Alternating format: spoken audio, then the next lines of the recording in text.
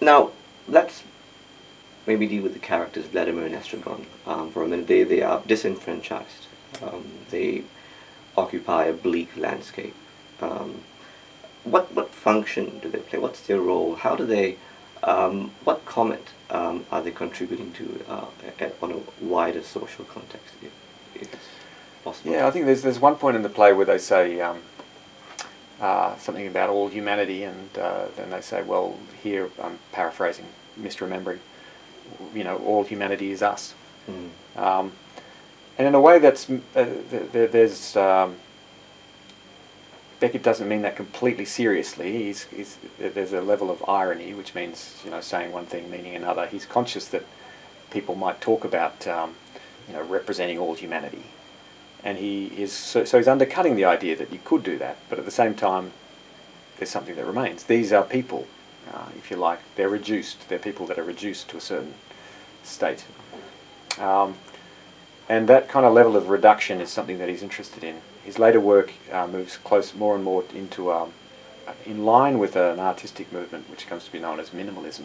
But he starts to take away more and more. So after Godot, the plays start to get more and more, even more restricted, to the point where in his later work he's doing things like having a play with just a mouth, or, you know, just a head. So he's cutting down all the time.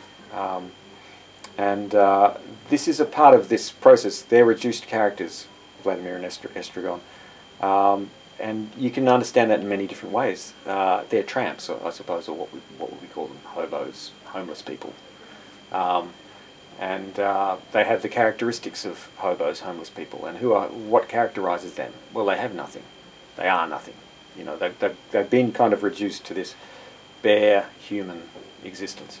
And that, in a way, it's reducing them to essentials, if you see what I mean. So that's kind of part of the sense. And I think that what then becomes funny is that they, rather than being sort of bestial or lacking in various things, what they are holding on to is this sort of sense of affection that they have for one another. They're friends, and they support one another. And even though kind of things are going on around them that the world is falling apart, they have that, actually, and that's kind of one thing that they hold on to.